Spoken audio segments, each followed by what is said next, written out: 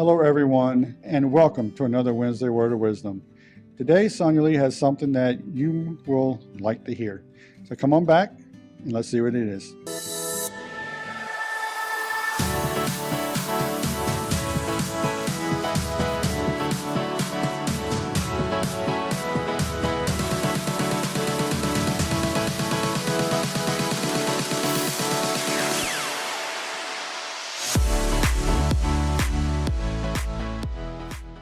All right, welcome back.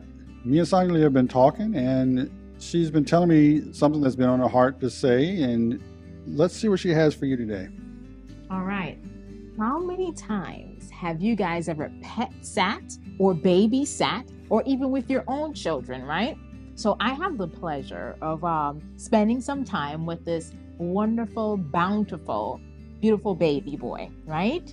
He's about 12 months, 13 months old, very active. I've been spending some time with him since he was about 6 months old, right? Now that he's gotten a little bit older, he's more active, and he is just a joy to be around.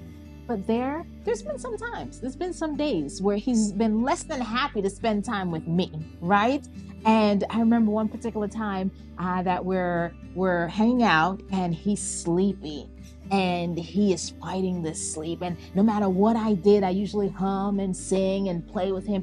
He did not want to be comforted. He actually wanted his mom, but he was very sleepy, and he was very irritable and very frustrated, as kids are, right? And so that was kind of our day. And end up his mom comes and gets him, and of course she comforts him and so forth, right?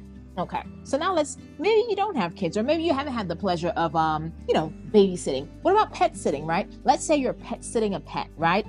Maybe for a week or a day, and the pet does everything that it's supposed to do, right? Dog, cat, whatever it is that you want to pet sit. And then one day is just a bad day, an off day. It makes me think of when I first, I used to have a Maltipoo.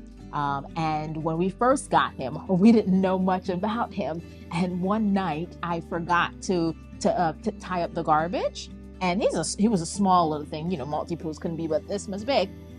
And the next morning I came back downstairs, and the garbage was thrown everywhere. We had chicken the night before, and he got him some chicken bones. He was happy, right? I was not, because it was a mess all across our kitchen.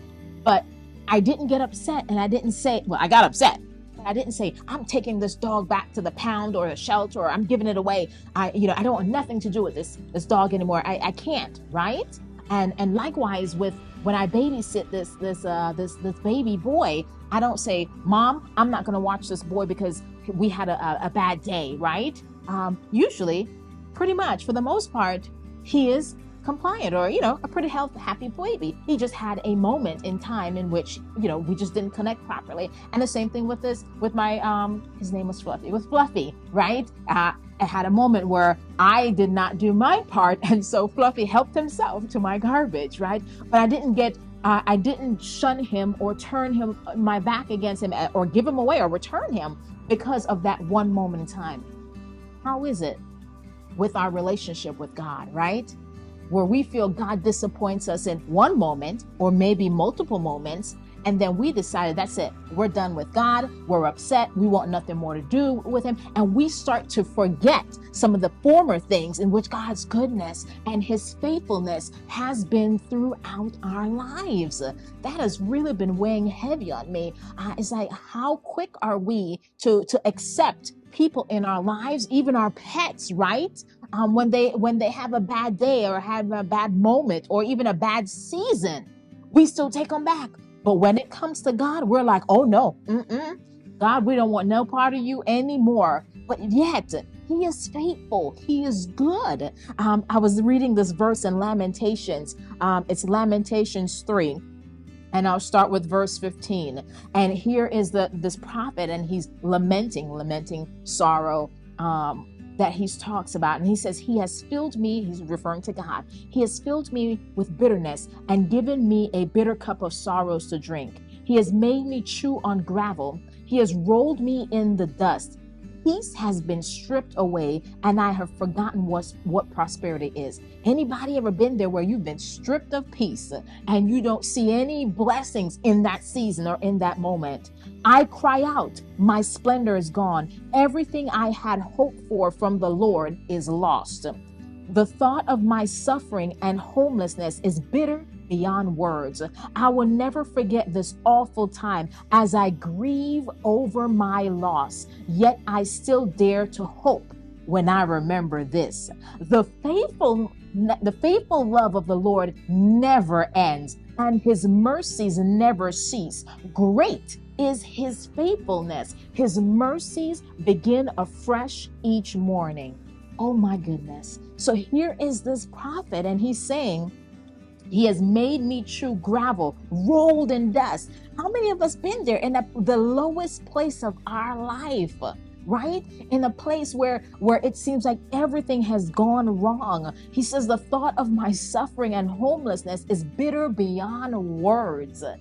But yet, he says, when I remember this, my God, when he remembers this, the faithful love of the Lord never ends. And that's what we need to go back to. Just because we've hit a season, we've hit a rough patch, and hey, I'm not going to sugarcoat it. Your season might be this short. Your season might be this short, right? And it seems like it's never going to end. But we have to remember the previous, remember the former, remember, as David spoke on Sunday, the awe of salvation, the awe of that moment when he called your name and you responded, that joy that you felt, that connection with your heavenly Father. Go back and remember, great is his faithfulness, and it doesn't cease because you're having a rough season. It doesn't cease because your moment in time is not the way you thought it would work out to be.